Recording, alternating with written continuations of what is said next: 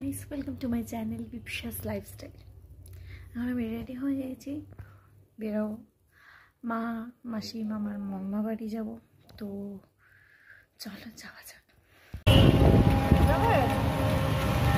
আর কি উঠতে পারবে না এখানে,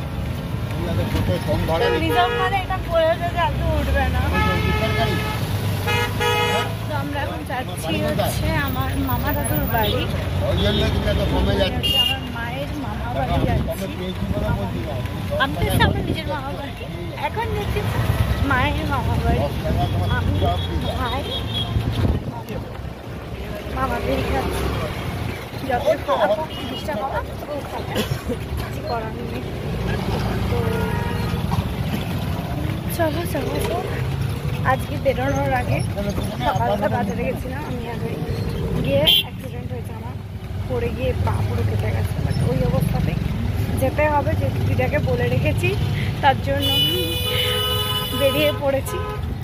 মা আমার না ডিস্টার্ব করে, আমার কীরকম হয়েছে, কী অ্যাক্সিডেন্ট হয়েছে, কতটা কেটে গেছে না গেছে সেগুলো। সকালবেলা বাজারে গেছিলাম আমি আর ভাই বাজার করতে, ওখান থেকে ফেরার পথে অল্প ওটাও আসতে সময় একটা অ্যাক্সিডেন্ট হয়। সেখানে আমার পায়ে খুব জোর লেগেছে, পা কেটে গেছে। যেহেতু মামা দাদু দিদুনকে কথা দেওয়া হয়েছিল যে আমি আজকে যাবো,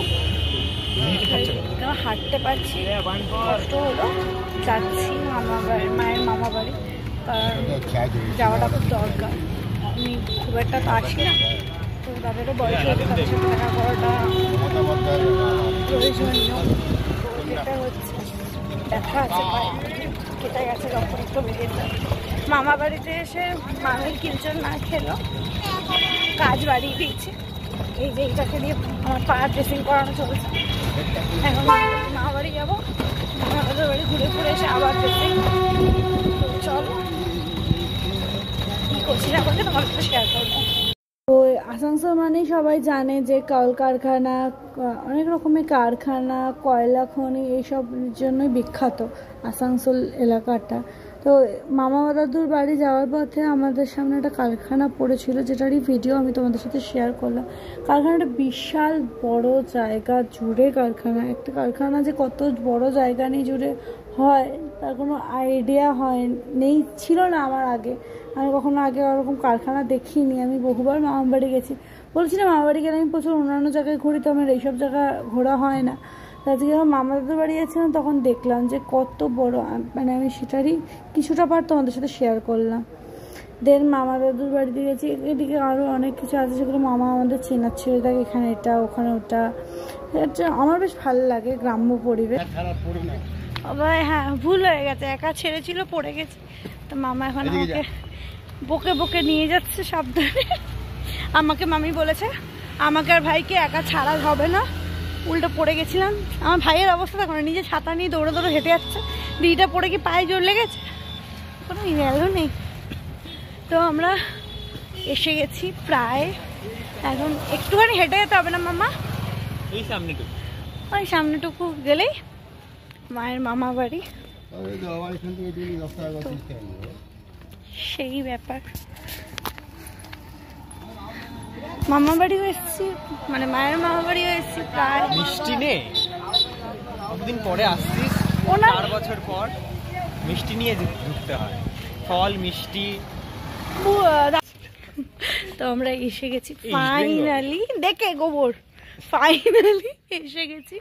তো চলো যাওয়া যাক। এসে গেছি মায়ের মামা বাড়ি, এটাও মায়ের মামা বাড়ি, এটাও পুরোটাই A to Z। সবার আগে নিজের মামা বাড়িতে মামাই ঢুকে যাচ্ছে।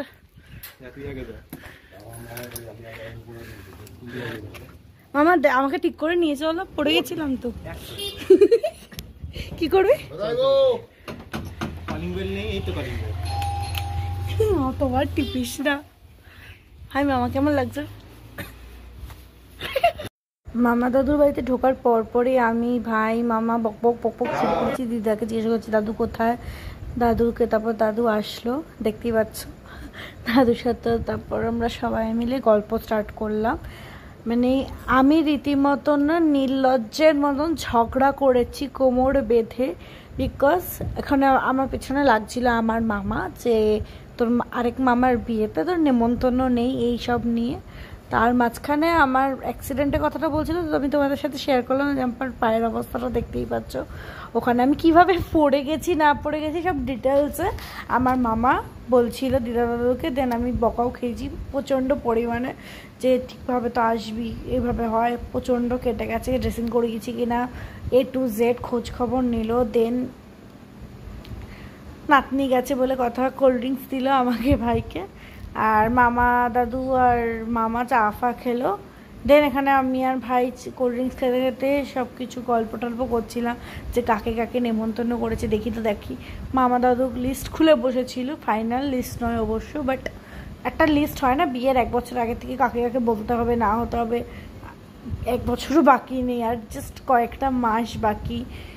দেখতে দেখতে ডিসেম্বর সালে এখানে আমি দেখো পুরো পাগলের মতন ঝগড়া করছি যে এখানে আমার নাম কেন নেই, এই না সেই না, বাট এখানে আমার নাম ছিল, আমরা খেয়াল করিনি।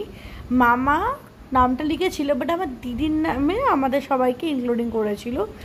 তো ওই নিয়ে ঝগড়া করছিলাম যে কি যাতা ব্যাপার এইসব ছ্যাবলাই মারছিলাম, তারপর অনেক গল্প গুজব করছিলাম।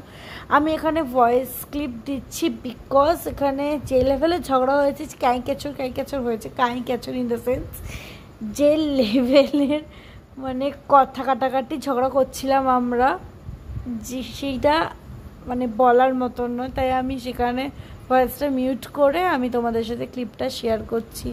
এখানে আমি ঝগড়া করছি যে মামা দেখো এরকম নেই না সেই। বিয়ে বাড়ি থেকে আমরাই বাদ হয়ে গেছি মায়ের মামা বাড়ি থেকে। সাউন্ড রাখলাম দেখলেই বুঝতে পারছি আমি কীরকমভাবে ঝগড়া করছিলাম, বাট এটা একটা মজা, আলাদাই মজা। ঝগড়া করতে করতে দিদুন এসে বললো যে অনেক ঝগড়া করেছিস, আমি ডিমের ঝোল রান্না করেছি, ডিমের ঝোলটা খা। দেন মিষ্টি দিয়েছে, যেটা খেয়েছি আমি, একটা খেয়েছি, দুটো খাইনি কারণ আমার মিষ্টি খুব একটা ভালো লাগে না। দেন মামা আর মামা দাদু কিছু নিয়ে ডিসকাস করছিল, আমি ভাই তো ফোন ঘাটতেই ব্যস্ত থাকে সবসময়, আমি ওদের ডিসকাস শুনছিলাম যে এটা করতে হবে, এদের বলছি, এই মামা আবার ধরে দিচ্ছে এরা আসবে, কজন আসবে, এইসব নিয়ে গল্প গুজব করছি। তো চলো দেখো। আর যথারীতি মামা আমার পেছনে লাগছিল যে তোকে কেউ নেমন্তন্ন করছে না, এই না সেই না, বাট আমি তখন একটাই কথা বলেছি যে নিজের বাড়ির অনুষ্ঠানে নেমন্তন্ন পাওয়ার কোনো মানে হয় না। বাট আমি ইয়ার্কি মারছিলাম এতক্ষণ ধরে তোমাদের সাথে ঝগড়া করে, এখানেও আমি ঝগড়া করছিলাম, বাট ওটাই খুব মজা হয়েছে। ঝগড়াটার মধ্যে একটা খুনসুটি ব্যাপার যেটা আমি খুব ভালোবাসি। মামা দাদু দিদুনের সাথে অনেকক্ষণ সময় কাটিয়েছিলাম, খুব ভালো লেগেছে। আমি আরও অনেক ভিডিও ক্লিপস করতে পারিনি অনেক কিছুর, বাট কিছু মাইন্ড করো না তোমরা, যেটা হয় স্বাভাবিক। ভিডিওটা ভালো লাগলে লাইক কমেন্ট শেয়ার করে দিও। চলো নেক্সট ব্লগে দেখা হচ্ছে, টাটা, গুড নাইট।